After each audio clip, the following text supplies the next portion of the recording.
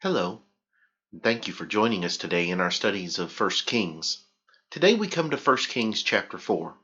And in the previous chapters of First Kings, we've seen Solomon take the throne, we have seen his wisdom being brought forth, and in chapter 4 we're going to see the boundaries and the layouts and the way that Solomon set up his government. And so we're truly going to see the kingdom of Solomon here in this chapter. This chapter is not an extremely long chapter, but there are a large number of names of individuals and places there. And so there is quite the possibility that I will mess up some of these names. It will not be intentional, but please bear with me as we read 1 Kings chapter 4. Beginning in verse number 1, we find these words. So King Solomon was king over all Israel. And these were his officials: Azariah the son of Zadok the priest, Elihoreph and Ahijah the sons of Shisha, scribes, Jehoshaphat the son of Ahilud the recorder, Benaiah the son of Jehoiada over the army, Zadok and Abiathar the priests, Azariah the son of Nathan over the officers, Zabud the son of Nathan, a priest and the king's friend, Ahishar over the household, and Adoniram the son of Abda over the labor force. And Solomon had 12 governors over all Israel, who provided food for the king and his household. Each one made provision for 1 month of the year. These are their names: Ben-Hur in the mountains of Ephraim, Ben-Decker in Makaz, Shalbim, Beth-Shemesh, and Elon Beth-Hanan, Ben-Hesed in Aruboth. To him belonged Soko and all the land of Hepher. Ben-Abinadab in all the regions of Dor. He had Tapheth, the daughter of Solomon, as wife. Baana, the son of Ahilud, in Tanakh, Megiddo, and all Bethshan, which is beside Zaratan below Jezreel from Bethshan to Abel-Maholah, as far as the other side of Jokneam. Ben-Geber in Ramoth Gilead.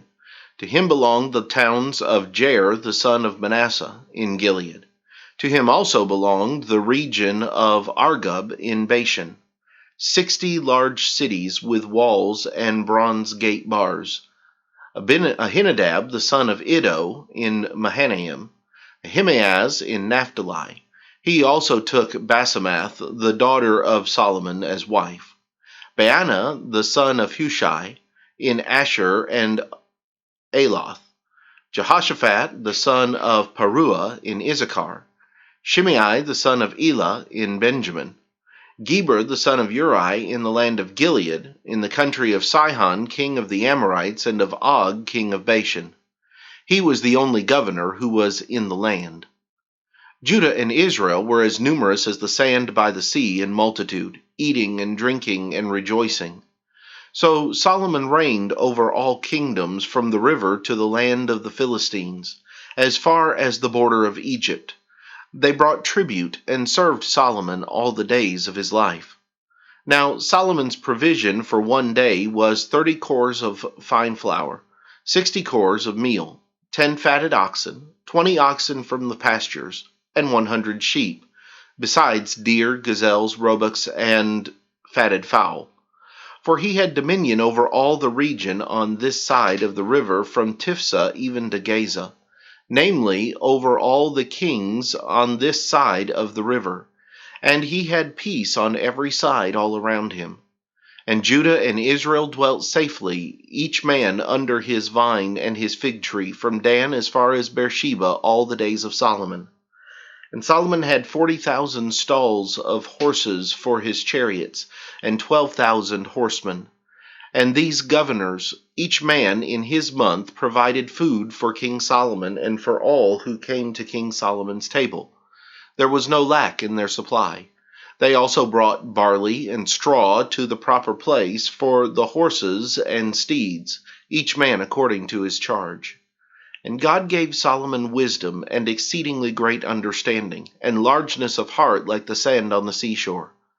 Thus Solomon's wisdom excelled the wisdom of all the men of the East and all the wisdom of Egypt. For he was far wiser than all men, than Ethan the Ezrahite, and Heman, Chalcol, and Darda, the sons of Mahol. And his fame was in all the surrounding nations. He spoke 3,000 proverbs, and his songs were 1,005. Also he spoke of trees, from the cedar tree of Lebanon even to the hyssop that springs out of the wall. He spoke also of animals, of birds, of creeping things, and of fish. And men of all nations, from all the kings of the earth who had heard of his wisdom, came to hear the wisdom of Solomon. Here we see Solomon's kingdom. And we see an overview both of his, as we would put it today, his cabinet, but also of his governors, and then of his might and his wisdom and all of these various things that make up the boundaries of Solomon's kingdom.